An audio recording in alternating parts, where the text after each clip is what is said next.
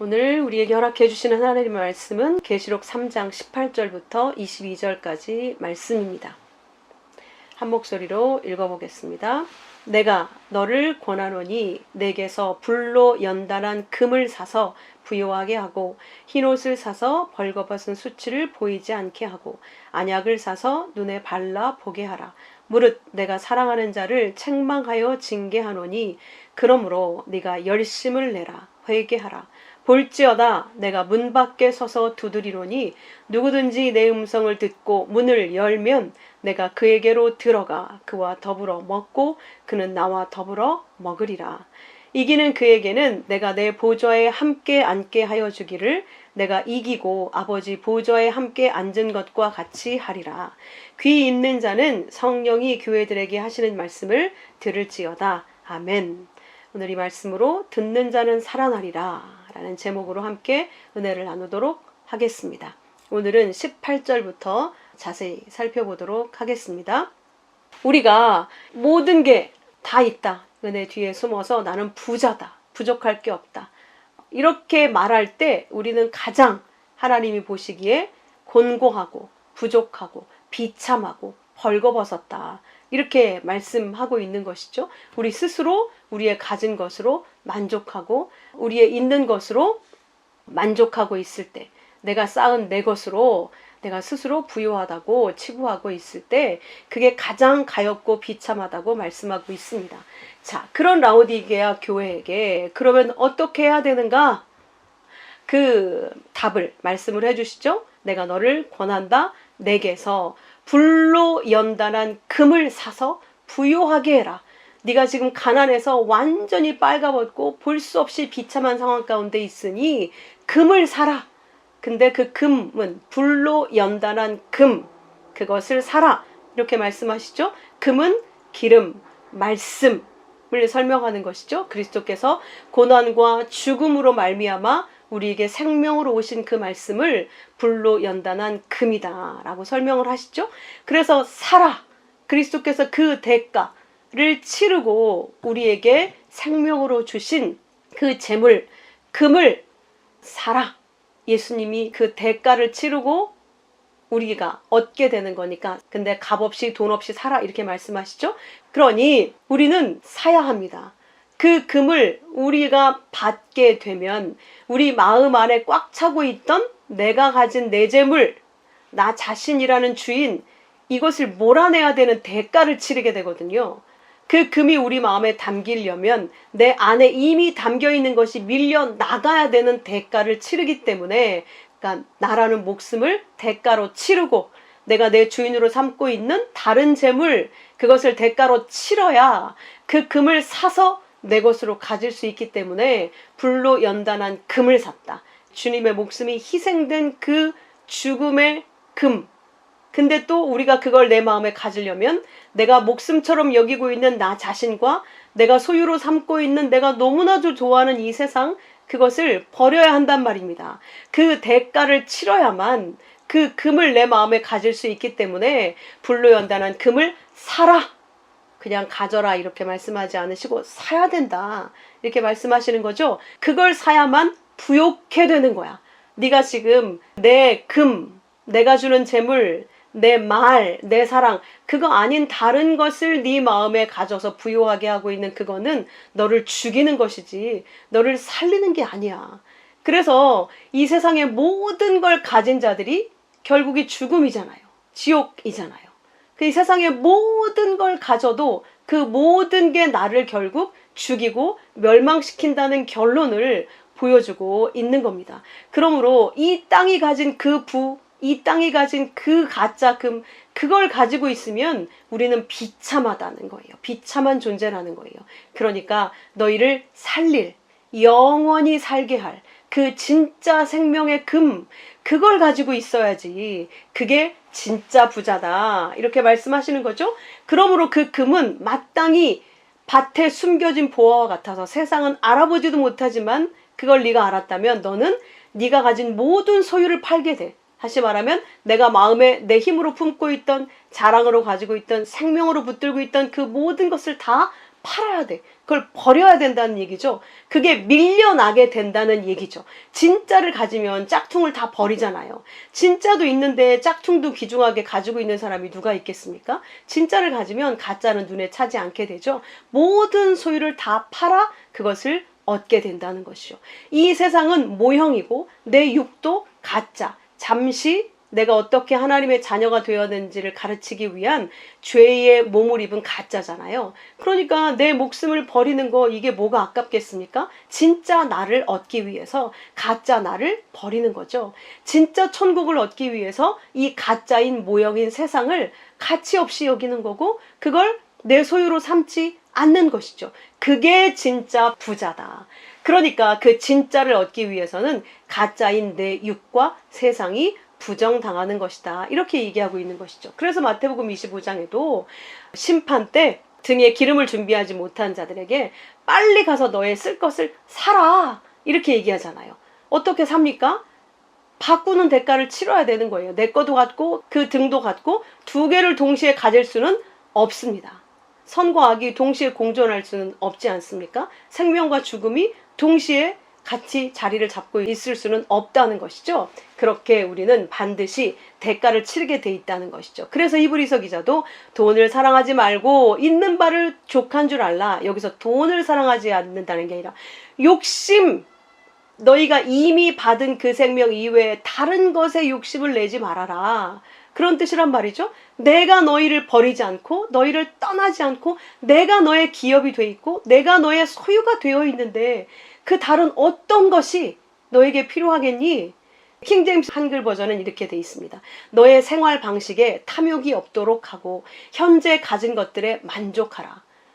우리는 불행이 딱 한 가지 이유 때문이에요. 내가 있는 그대로의 것으로 만족하지 못하는 것.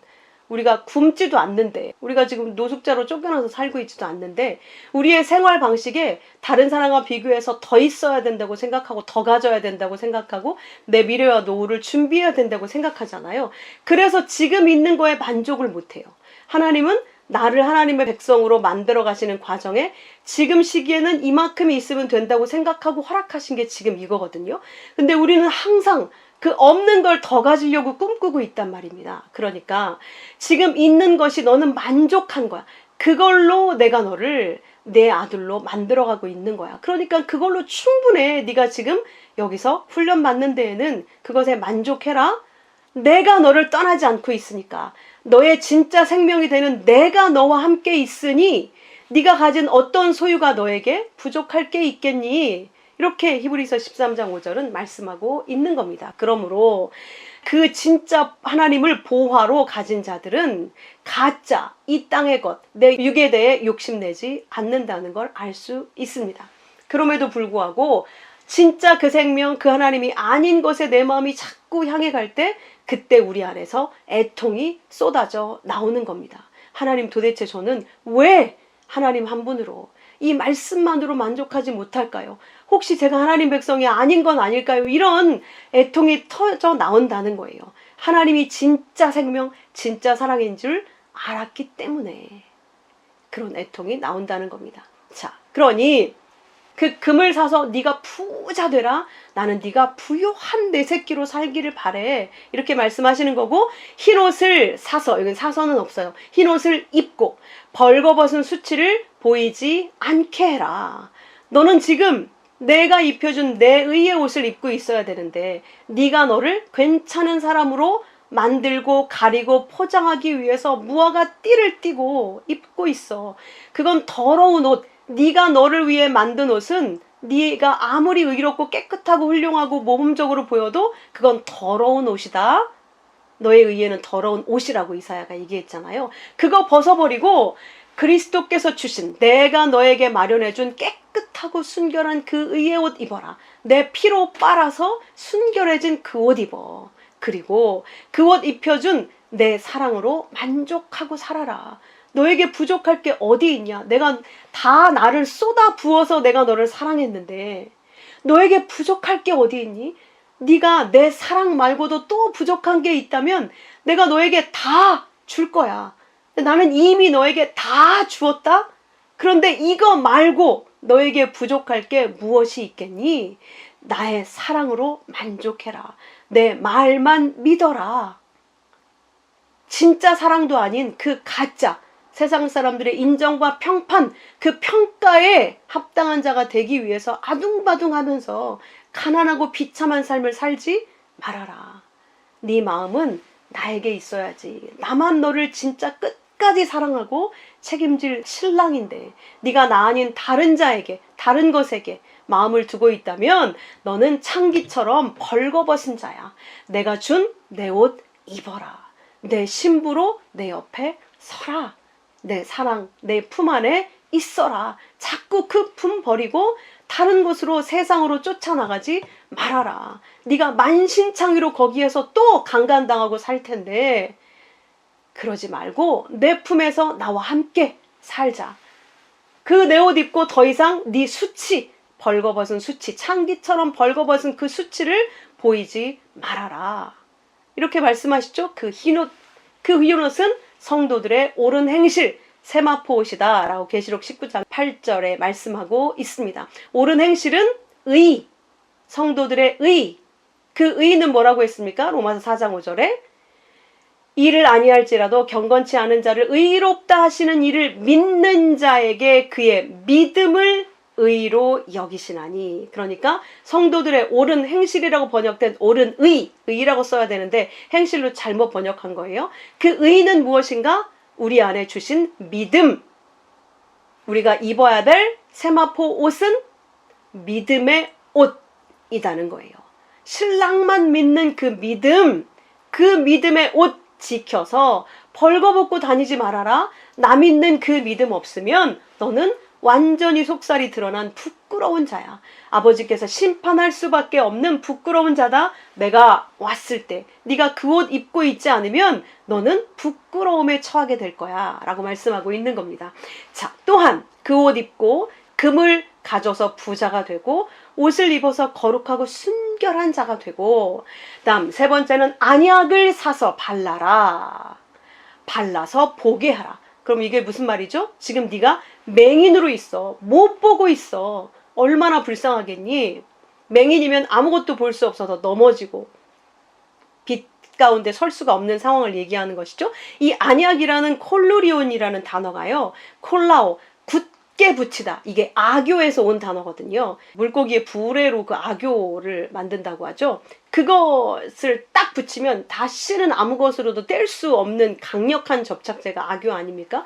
그것으로 붙이듯이 꼭 붙어서 친분을 유지하다, 연합이 되어 있다, 이런 뜻을 가진 단어가 바로 안약이에요. 단순히 그냥 눈에다가 눈병 났을 때 바르는 그 안약을 얘기하려고 하는 게 아니라 두 가지 양쪽의 뜻을 갖고 있는 것이죠.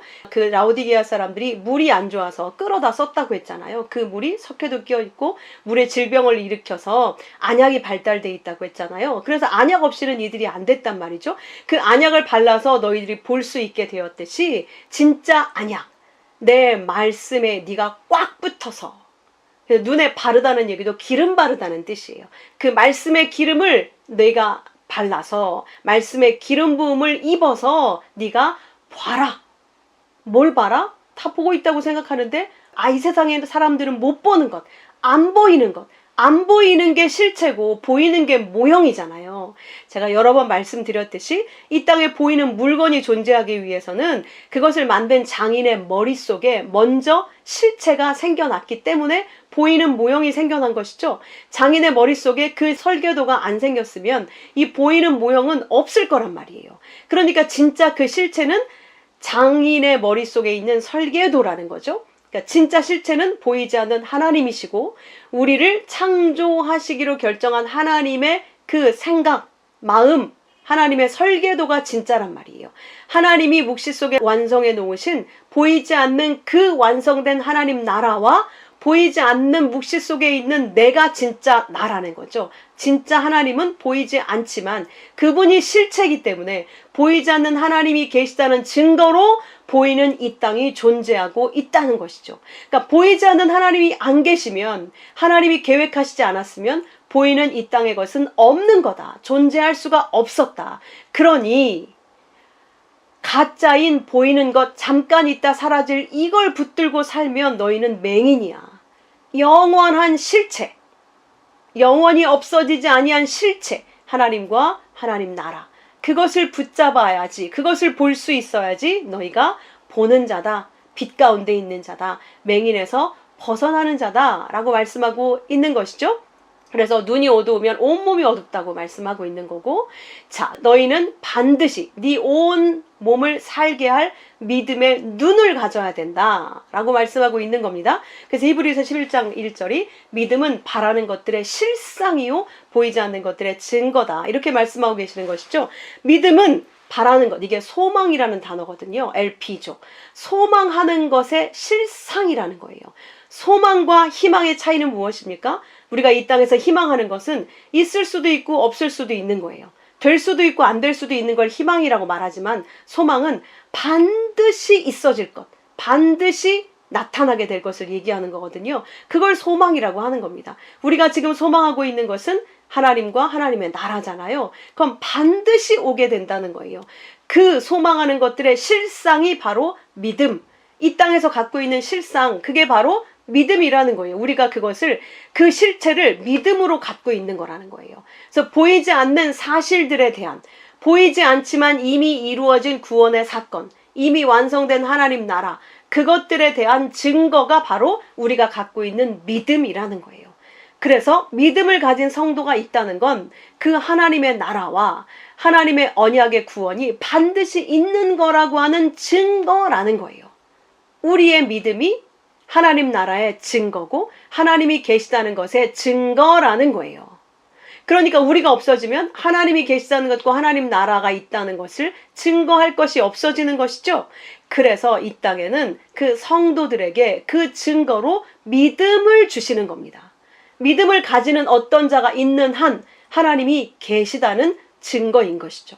그 증거가 여전히 이 땅에 실존하고 있는 것이죠. 그래서 믿음의 성도를 하나님이 귀하게 여기시는 거예요. 그 믿음이 하나님이 계시다는 걸 증언하고 있기 때문에, 그래서 믿음은 이렇게 소중한 겁니다. 그래서 믿음은 하나님이 믿음으로 구원을 해주신다고 하는 거고, 믿음이 없으면 하나님을 기쁘시게 할 수 없다고 말씀하신 거예요. 너희가 믿음으로 구원받는다고 그래서 말씀하신 겁니다. 근데 그 믿음은 들음에서 나며, 그 들음은 그리스도의 말씀으로 얻는 거다라고 말씀했으니까, 하나님의 말씀을 날마다 양식으로 먹고 듣는 게 얼마나 소중한 것이겠습니까?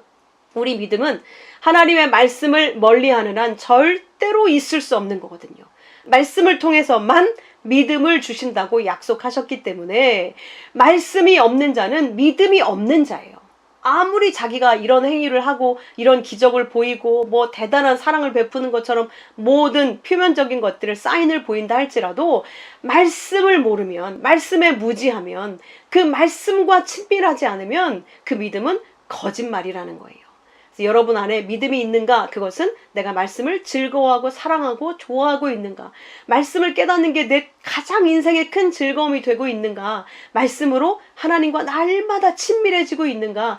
이걸로 믿음이 있다 없다 하는 거지, 그 외에 다른 것은 믿음이라고 하나님이 여기지 않으신다는 거예요. 그래서 우리가 이 땅에서 열심히 해야 될 유일한 일은 그 말씀을 기경하고 경작하고 농사지어서 먹고 사는 거예요. 그래서 부유해지는 거예요.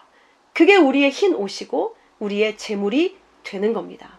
그것이 우리를 벌거벗은 수치에서 벗어나게 하는 거고, 우리의 가려진 눈을 확 열어서 빛 가운데 보는 거라고 말씀하고 있는 겁니다. 그러므로 성도에게는 그 믿음이 전부인 거예요. 그래서 그 믿음을 회복하자는 운동이 바로 종교개혁 시대 때 일어난 겁니다. 칼빈을 기점으로 해서. 그래서 종교개혁의 5대 강령이 오직 성경, 오직 그리스도, 오직 믿음, 오직 은혜, 오직 하나님께 영광입니다. 우리의 믿음의 근거는 성경이고, 그 성경은 그리스도를 담고 있고, 전체가 그리스도에 대한 얘기죠. 그걸 우리는 믿음으로 갖고 있고, 그걸 믿음으로 갖고 있는 자는 은혜만 의지하는 자고, 은혜만을 의지하는 자가 바로 하나님께 영광을 돌리는 자다. 이걸 회복하자는 것이 바로 종교개혁이었습니다.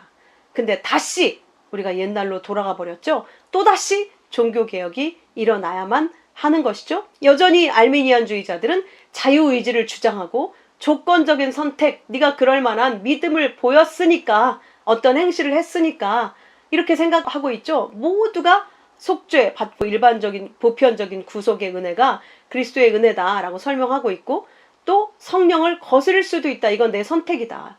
인간의 의지에 따라서 받을 수도 있고 거스를 수 있다.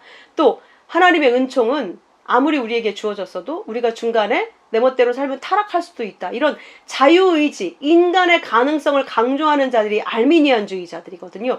그들과 맞서서 하나님의 복음으로 다시 굳게 세운 것이 바로 칼빈의 그 5대 교리였습니다. 아니다. 인간은 전적으로 부패했고, 그래서 하나님은 우리에게 아낌없이 무조건적으로 어떤 근거도 없이 무조건적으로 선택한 거다. 그리고 그 속죄는 하나님의 선택받은 백성에게만 해당되는 거다. 그리고 이 은혜는 불가항력적으로 내가 받으면 주고 안 받으면 못 받는, 이게 아니라 불가항력적으로 우리에게 파고 들어온 것이다. 그래서 우리는 견인되어 구원받는 것이다. 이렇게 오직 은혜, 오직 믿음, 오직 성경, 오직 은혜를 주장한 것이 바로 종교개혁이었습니다. 이 시대가 다시 이 종교개혁의 정신으로 돌아가야 할 때라고 생각합니다. 완전히 이제는 인간의 의지만을 주장하는 이 아미니안 자들만 또 이 땅에 가득 차게 된 때가 이 마지막 시대가 아닌가 싶습니다. 그러므로 우리에게 그 믿음이 오면 모든 세계가 하나님의 말씀으로 지어진 줄 알게 된다는 거예요. 왜? 믿음의 눈이 열려져서 하나님의 말씀을 설명하기 위해 이 세상이 존재하고 있다는 거예요. 그러니까 이 세상의 만물을 봐도, 일어나는 사건들을 봐도, 내가 겪고 있는 이 인생들을 봐도 모든 것 속에서 하나님이 말씀하시는 음성이 들리는 거예요. 그것 자체로 이쁘다, 좋다, 싫다, 나쁘다, 이건 빨리 버려야 되고 벗어나야 되고 이런 걸로 보이지 않는 거예요. 그것 속에서 말씀하시는 하나님의 음성을 듣는 거예요.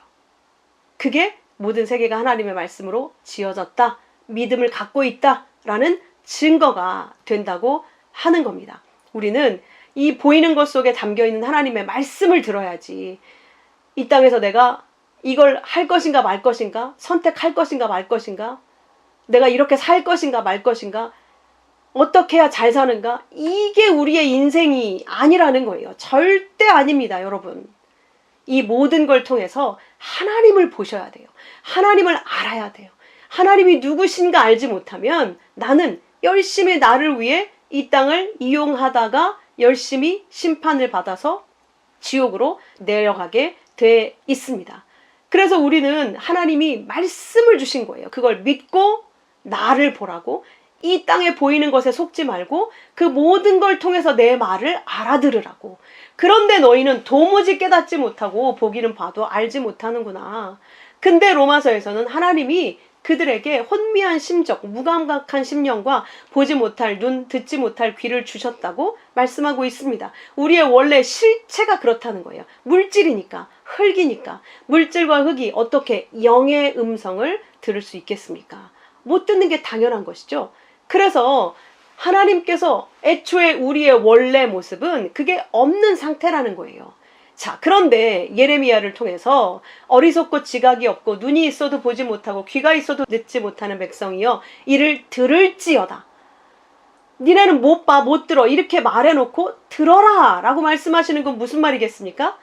니네는 이렇게 들을 수 없는 자인데, 볼 수 없는 자인데 내가 너희의 귀를 열어서, 눈을 열어서 보게 할 거야. 듣게 할 거야. 하나님의 의지가 여기에 들어가 있는 것이죠. 들을지어다 이랬으니까 하나님이 말씀하신 건 이루어지는 거잖아요. 내가 반드시 불가능한 너희의 눈을 열어서 보게 하고 귀를 열어서 듣게 할 거라는 거예요. 믿음의 눈을 열어주고야 말겠다. 그래야 니네가 사니까. 그래서 이 보이는 건 잠깐이고 보이지 않는 영원한 걸 설명하기 위해 잠깐 만들어진 거라는 걸 알게 만들어서 너희에게 보이지 않는 그 영원한 나, 하나님 나라를 붙들게 할 거야. 그걸 가르쳐주기 위해서 19절에 무릇 내가 사랑하는 자를 책망하여 징계한다. 엉뚱한 거 붙잡고 있으니까, 엉뚱한 것만 듣고 있으니까 내가 너를 책망한다, 책망한다는 말은 죄를 깨닫게 한다. 훈계한다는 거예요. 뭘 책망하고 뭐를 훈계하는 겁니까? 믿음으로 살지 않고 아버지의 말씀을 붙들고 살지 않고 세상의 말을 붙잡고 자기가 자기의 의를 붙잡고 사는 그것을 책망하신다는 거예요. 그것을 징계하신다는 것이죠. 그래서 요한복음 16장에도 성령이 우리에게 오시면 그 책망을 위해 하나님이 성령을 보내시잖아요. 죄에 대해, 의에 대해, 심판에 대해 세상을 책망하신다 라고 말씀하시면서 죄에 대하여라 함은 그들이 나를 믿지 아니하며, 죄는 뭐라고요? 예수를 안 믿는 거. 하나님의 말씀을 믿지 않고 이 세상이 주는 말, 이렇게 해야 성공한다, 이렇게 해야 잘 사는 거야, 이렇게 해야 네가 이 땅에 의미 있게 가치 있게 사는 거야, 이 말을 붙잡고 있잖아요. 그래서 온통 그렇게 살아가려고 애를 쓰고 있지 않습니까? 그게 죄라는 거예요. 나를 위해서 열심히 사는 거. 죄는 나를 믿지 않는 거다. 하나님을 믿지 않는 거야. 하나님이 주신 그 말을 믿지 않고 다른 말을 듣고 사는 거예요. 귀신이 주는 말, 마귀가 주는 말. 그래, 네가 이거 먹으면 하나님처럼 돼. 네가 하나님이 돼. 그걸 붙잡고 내가 하나님처럼 되려고 나를 위해 열심으로 사는 것, 나를 자랑하고 증명하기 위해서 사는 것, 그게 죄라고 성령이 오시면 가르쳐 준다는 거예요. 의에 대하여라 함은 내가 아버지께로 가니 너희가 나를 보지 못하며, 너희가 그 죄 가운데 있으니까 의롭지 않은 부정한 자가 돼 있는 상태인데, 그런 너를 의롭게 하기 위해서 내가, 지금 육으로 와 있는 내가 아버지께로 간다? 이 말은 내 육이 여기서 죽어서 영으로 부활해서 새 몸을 입고 아버지께로 간다? 그렇게 되면 아버지가 뭘 약속했죠? 내가 아버지께로 가면 하나님께서 보혜사 성령으로 너희에게 나를 보내신다고 말씀하셨잖아요. 그래서 너희가 나를 볼 수 없는 그리스도로, 볼 수 없는 영으로 만나야 너희가 의롭게 된다? 그래서 의에 대하여라 하면 내가 아버지께로 가니 너희가 다시 나를 보지 못하며, 육으로 너희가 나를 보고 있으면 너희는 의롭게 될 수 없다는 말이죠. 내가 영으로 너희에게 와서 하나님의 말씀을 하나하나 다 가르쳐 깨달아 알게 해줄 거야. 그러면 너희가 그 말씀을 열심히 배워서 너희도 나와 같은 하나님의 아들이 되어야 산다 라고 말씀하고 있는 겁니다. 그래서 로마서 5장 25절도 예수는 우리가 범죄한 것 때문에 내줌이 되고 우리를 의롭다 하기 위해 살아나셨느니라, 이렇게 말씀하신 거예요. 그러니까 우리가 보이는 육의 예수를 믿는 건 의로워질 수 없죠. 그게 불의입니다. 보이지 않는 그리스도의 영, 하나님의 말씀의 영으로 우리가 의롭게 된다는 거예요. 그걸 위해서 나는 아버지께로 가야 돼, 이렇게 말씀하고 있는 겁니다. 자, 그래서 너희가 받아야 될 심판에 대하여라 하면 이 세상 임금이 심판을 받았습니다. 너희가 받아야 될 그 심판을 내가 그 죽음으로 받은 거고, 그래서 너희는 내 의를 덧입어 의로운 자, 너희는 이제 심판이 면제된 하나님의 아들들이 된 거야. 그러니까 너희가 받아야 될 심판이 내 의로 말미암아, 내 의를 덧입음으로 말미암아 너희에게 떠나게 되었으니 그 구원의 은혜를 믿음으로 취해라 라고 말씀하고 있는 겁니다. 그래서 내가 너희를 그걸 위해서 주는 책망은, 너희가 책망을 받으면, 가르침을 받으면 모든 것은 빛으로 드러나게 돼 있어. 너희의 죄까지도, 그게 왜 죄인지를 너희가 깨달아 알게 되면 그게 너희가 빛이 되는 거야.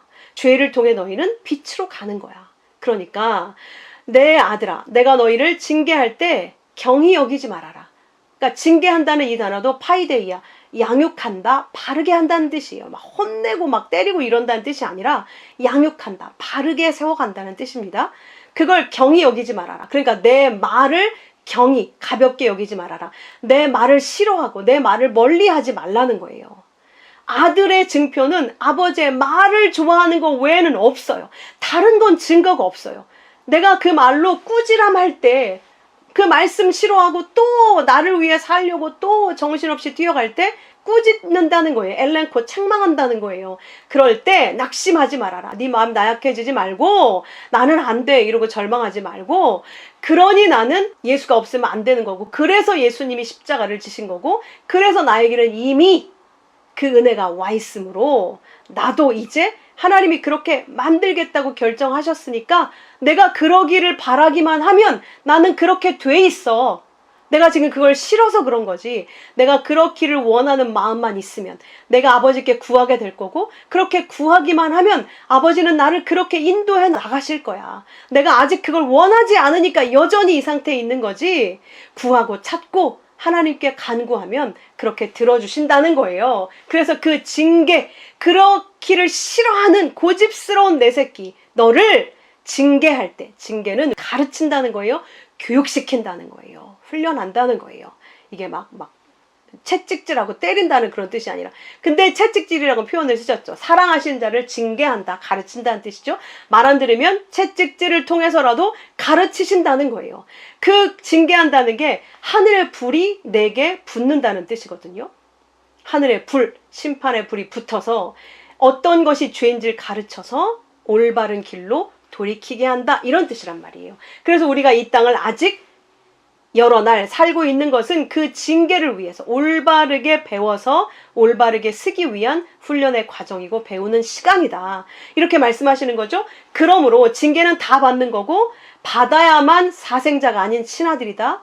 자, 한마디로 얘기하면 배우지 않으면 사람이 될 수 없습니다. 이 땅의 육도 마찬가지죠. 그래서 우리가 부모가 모든 재산을 쏟아서 자식을 가르치잖아요. 그러나 그 자식이 생명을 얻을 수 없습니다. 이 땅에서 잘 될 수는 있겠죠.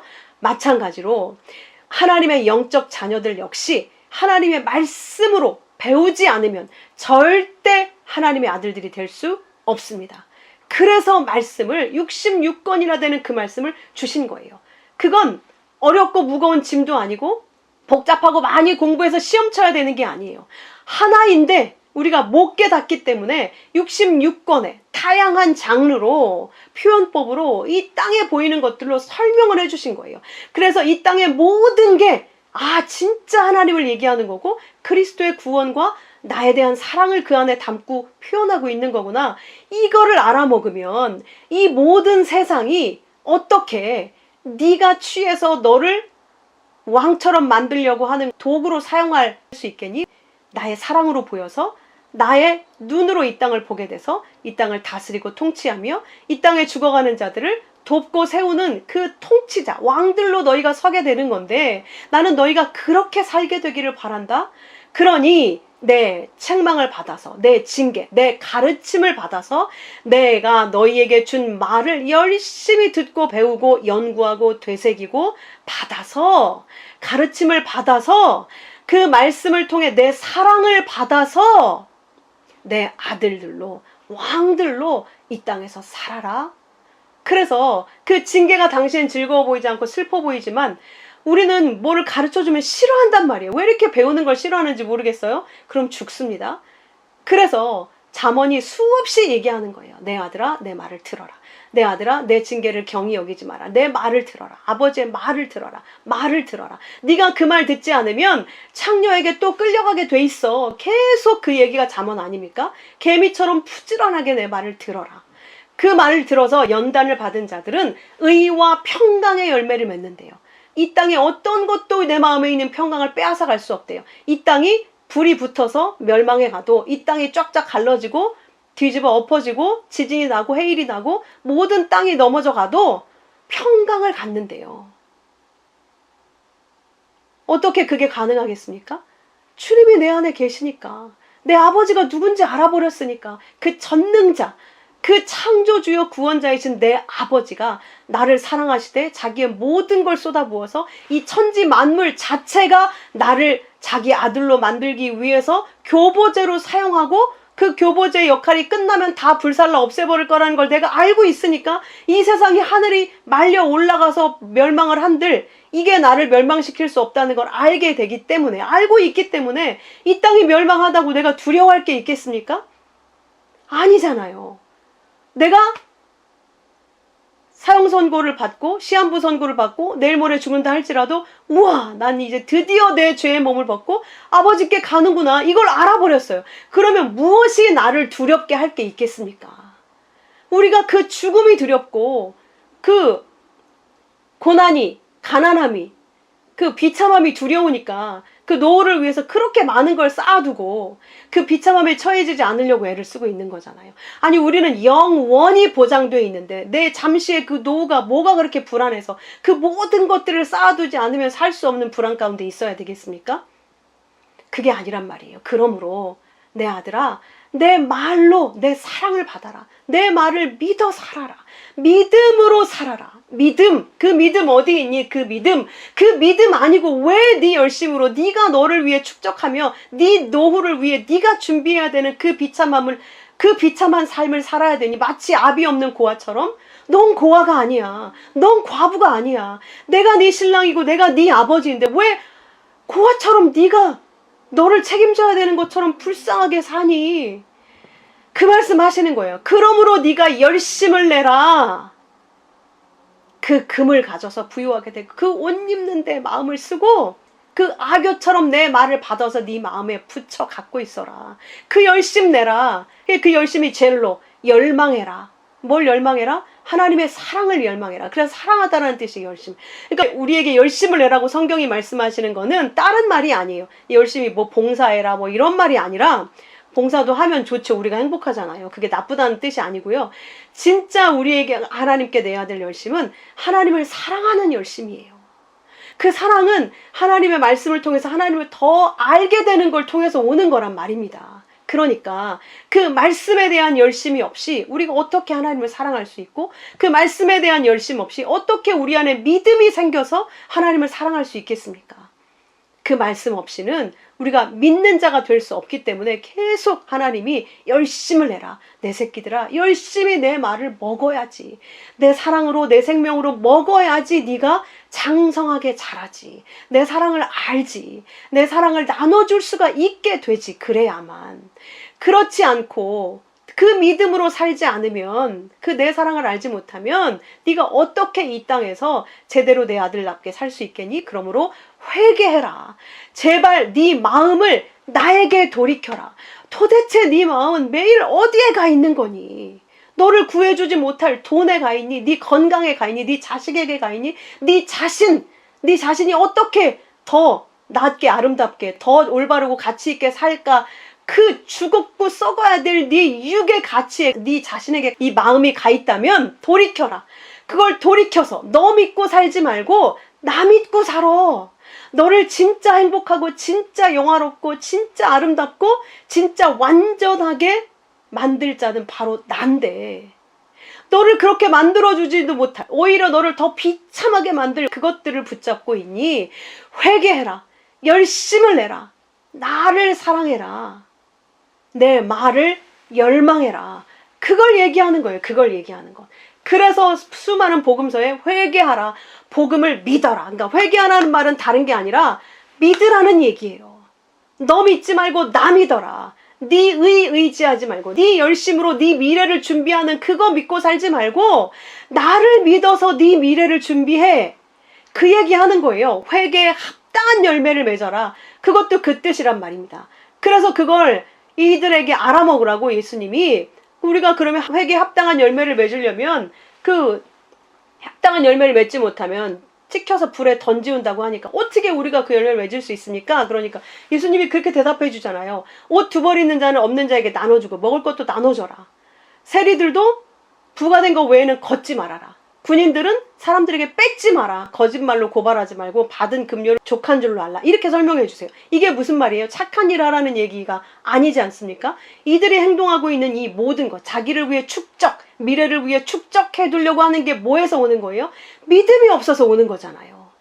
나한테 분명히 아버지가 있는데, 아버지가 나를 먹이고 살리고 아버지가 나를 이 땅에서도 책임지고 영원히 책임지는 아버지가 있는데, 그 아버지가, 그 하나님 아버지가 내 아버지라는 믿음이 없으니까 내가 아버지 역할을 해서 내가 다 준비하고 내가 다 쌓아놔야 된다고 생각하니까 남의 것까지 뺏어서 내 미래를 준비하고 있는 게 이 믿음 없는 불신이라는 거예요.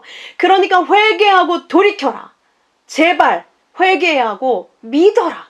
돌이켜서 믿어라. 네 자신의 열심으로 네 미래를 보장하고 내세까지도 네 선한 행위로 준비하고 있다고 착각하지 말고 나 믿어. 나 믿어. 내 말, 내가 너에게 준 그 말을 믿어라.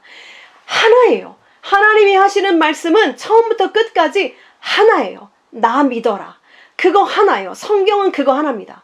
그게 하나님을 마음과 뜻과 힘을 다해 사랑하는 거예요. 우리가 무슨 수로 하나님을 사랑하겠습니까? 하나님을 완전히 믿으면 그게 하나님을 사랑하는 거잖아요. 생각해 보세요. 자식을 사랑하고 부모를 사랑한다는 게 뭐예요?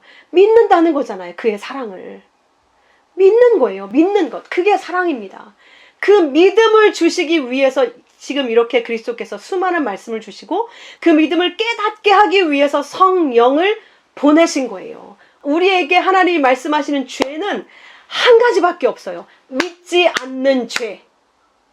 안 믿는 죄를 죄라고 말씀하시는 거예요. 나머지 그런 것들은 다 그냥 이 땅도 얘기하는 도덕 윤리적인 그런 거는 그냥 죄 측에도 들 수 없는 그냥 그건 역시도 그 근본 죄에서 다 나온 것들이죠. 하나님을 안 믿고 살기 때문에 그런 도덕 윤리적인 죄들도 나오는 거예요. 하나님을 모르니까 하나님의 사랑을 안 믿으니까 나에게 다른 걸로 채워보려고 그렇게 남의 걸 뺏고 훔치고 음란하고 도적질하고 살인하고 이러는 거 아니겠습니까? 그러니까 제발 그런 거 안 하려고 애쓰는 도덕적인 삶 사는 걸로 네 의의를 세우려고 하지 말고 나를 진짜 믿으면 내 말로 나를 믿으면 너는 나를 사랑하게 되고 그 사랑으로 네가 충만하고 충분한 자가 되면 아무것도 필요 없어. 자연히 햇빛을 보고 있으면 그 그림자가 나타나는 것처럼 너에게서는 이제 생명이 쏟아져 나오게 돼 있고 네가 그렇게 추구하는 선한 일들이 자연적으로 나오게 돼 있어. 그러니까 나를 믿어. 믿음으로 행하고 믿음으로 세상을 바라보고 믿음으로 살아라. 그러면 이 보이는 세상은 너를 어찌할 수가 없어. 내가 네 보호자인데 내 안에서 살고 내 말 붙들고 살고 내 말에 소망을 두어야지. 그래야 네가 내 아들이지. 그 믿음을 주시기 위해서 20절이 있는 거예요. 그거 주려고 그거 회개하게 하려고 볼지어다 내가 문 밖에 서서 두드리노니 누구든지 내 음성을 듣고 문을 열면 내가 그에게로 들어가 그와 더불어 먹고 그는 나로 더불어 먹으리라. 그래서 내가 두드리는 거야. 잠언에서는 지혜가 길거리에서 부르며 광장에서 소리를 높이며 시끄러운 길목에서 소리를 지르며 성중 어기와 성중에서 그 소리를 바라며 어리석은 자들아 어리석음을 좋아하는 거만한 자들아 미련한 자들아 너희가 지식을 미워하니 어느 때까지 하겠느냐. 네가 어느 때까지 내 말에 귀를 닫고 그저 너를 위해 사는 삶에 이 땅 벌레처럼 이 땅에 머리 박고 살겠냐는 거예요. 이 세상의 시끄러운 소리들 속에 들어가서 멸망의 길을 가겠냐는 거예요. 그 시끄러운 소리 속에서 내가 너에게 소리치고 있다. 내 말을 들으라고 소리치고 있다. 책망하노니 돌이켜라. 내가 내 말을 너에게 보이리라. 내가 너를 부르고 있다. 날마다 부르고 있다. 내 말이 날마다 네 손에 성경으로 들려져 있는데 네가 내 말을 싫어하고 도대체 무슨 일로 그렇게 바쁜 거니? 너를 죽이고 있는 그 일에 네가 묶여 살면 어떻게 하겠니? 내 말을 들어라. 내가 지금도 소리치고 있다. 문 밖에서 두드리고 있다. 누구든지 내 음성을 듣고 문을 열어라. 그러면 내가 너에게 들어가 너와 더불어 먹고 그는 나로 더불어 먹어서 너와 나는 하나가 되는 거야. 내 음성을 듣고 너희가 살아나라.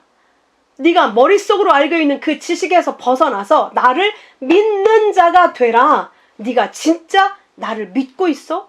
내 말이 네 안에 없는데 네가 나를 믿고 있는 거겠니? 여전히 네 의로 살고 있고 네 열심으로 살고 있는 거지. 네 행위의 열매를 먹으며 네 꾀에 배부르며 그렇게 살다가 너희는 갑작스러운 재앙이 임하게 될 거야. 네가 내 교훈을 싫어하고 내 책망을 업신여기면 반드시 멸망한다. 그러나 오직 내 말을 듣는 자는 평안히 살며 재앙의 두려움이 없이 안전하리라. 이렇게 가르쳐 주시는데도 우리는 이 말을 안 믿고 내 미래, 내 위험을 내가 보장하고 내가 준비하려고 해요. 아무 소용 없는데. 비 한 번 오면 쓸려가는데. 불 한 번 떨어지면 다 태워 없어지는데. 그걸로 나를 지키려고 하고 있다는 말입니다. 이 어리석고 미련한 자들이. 여러분, 우리가 하나님의 아들이 맞다면 절대 이 음성에 둔감할 수 없습니다. 무시할 수 없습니다. 반드시 아버지의 음성인 줄 알기 때문에 문을 열게 돼 있어요. 아니, 그 문이 바로 예수님이라고 했으니까 그 문이 예수님이 스스로 부서졌을 때, 십자가에서 죽으셨을 때 이미 그 문은 깨지고 우리 안에 들어와 계셨기 때문에 내가 여는 것이 아니라 그리스도께서 친히 그 가려져 있는 문이 부서지고 내 안에 들어오셔서 나와 함께 먹고 마셔서 나를 아들의 생명을 가진 자로 만드시겠다는 거예요. 그래서 그런 표현을 누가복음에서는 너희는 항상 신랑이 오면 문을 열어주려고 기다리고 있는 자가 되라. 그러니까 우리는 항상 아버지께서 오늘은 어떤 말씀을 주실까? 아버지께서 나를 어떻게 사랑하시는지 온통 거기에 내 마음이 있어야 돼요. 다른 데에 마음이 있으면 안 됩니다. 여러분, 다른 데에 마음을 두고 있으면 여전히 우리는 날마다 염려하고 괴롭고 힘들고 고통스럽고 빨리 그냥 벗어나고 싶고, 이 상황에서 이런 생각밖에 안 들게 돼요. 여러분, 아버지에게 마음을 두어야 돼요. 아버지에게. 그래서 아가서에서도 예수님이 그렇게 말씀하시는 거예요. 내가 잘지라도 마음이 깨었는데 나의 사랑하는 자의 소리가 들리는구나. 문을 두드려 이르기를 나의 누이, 나의 사랑, 나의 비둘기, 나의 완전한 자야. 문을 열어다오. 내 머리에는 이슬이, 내 머리털에는 밤이슬이 가득하였구나. 이렇게 말씀하시면서 신랑이 나를 기다리고 있다는 거예요. 신랑이 내 안에서 나도 그렇게 신랑의 사랑을 원하기를 기다리고 계시다는 거예요. 네 마음을 나에게 두어라. 이렇게 말씀하시는 거예요. 나의 사랑, 나의 어여쁜 자야, 나의 완전한 자야. 누가 여러분에게 이렇게 말해줍니까? 여러분 배우자가 그렇게 얘기해줍니까? 아니잖아요. 지금 신랑 되신 그리스도께서 이렇게 나를 부르면서 내 마음을 기다리고 있는데 여러분의 마음은 지금 어디에 가 있습니까? 우리 마음이 도대체 어디에 있습니까? 그러므로 진실로 너희에게 이르노니 죽은 자들이 내 음성을 들을 때가 오나니 곧 이때라. 듣는 자는 살아나리라. 내 양은 반드시 내 음성을 듣는다. 그들은 나를 알고 그들은 나를 따른다. 그러므로 나는 너희에게 이를 위해 태어났다. 내가 이 세상에 온 것은 그 진리, 아버지의 사랑을 증언하러 왔다. 무릇 진리에 속한 자는 내 음성을 듣느니라. 그러므로 내 음성을 듣고 아버지를 믿어라. 그 믿음으로 너희가 이 땅을 이겨라. 그 아버지의 사랑으로 네가 믿음이 되어져 있지 않으면 결코 이 땅을 이길 수가 없어. 끝까지 너희는 너희 자신을 위해서 그렇게 종종 걸음치면서 두려움 가운데 불안함으로 살 수밖에 없어. 내 새끼는 그럴 수 없다. 이기는 자는, 그 믿음이 된 자는 내가 내 보좌에 함께 앉게 해주겠다. 내 말이 들어와서 하나님을 온전히 믿는 믿음의 아들이 된 그것이 곧 왕들이라는 거예요. 보좌는 왕의 자리잖아요. 그렇게 믿음이 된 자, 내 믿음이 네 안에 들어와서 너도 역시 아버지를 그렇게 온전히 믿게 된 것이 바로 왕이 된 거야. 그래서 내 보좌에 앉게 해주겠다. 내 믿음으로 아버지 보좌에 앉은 것처럼 이렇게 말씀하고 있는 겁니다. 그래서 하나님 스스로를 만 왕들의 왕이다. 만 주들의 주다. 이렇게 표현하는 거예요. 그 영광의 보좌. 우리를 왕들로 삼으신 그 근거, 왕들로 삼으신 그 근거가 아버지께서 주신 그 언약의 말씀을 사랑하고 믿고 더 깊이 알아서 그 아버지와 완전한 사랑의 관계가 되어 있는 그것이 곧 이긴 자, 보좌에 그리스도와 함께 앉은 자, 하나님 안에 그 사랑이 된 자, 너희가 그렇게 되기를 원한다. 내가 너희를 그렇게 만들겠다. 오늘 이 라오디게아에게 주시는 말씀이 바로 이 말씀입니다. 귀 있는 자는 성령이 교회들에게 하시는 말씀을 들을지어다. 아멘. 함께 기도하겠습니다. 아버지, 우리가 7 교회에 주시는 말씀을 이렇게 완전하게 믿음으로 그 결과로 알았사오니 이제는 그 믿음을 위해 이 말씀을 사랑하고 그 말씀을 통해 하나님을 사랑하는, 그래서 이 땅에서 그토록 아버지께서 원하시는 그 믿음의 자녀들, 왕들로 살아가도록 인도해 주시옵소서. 귀하신 예수 그리스도의 이름으로 기도하옵나이다. 아멘.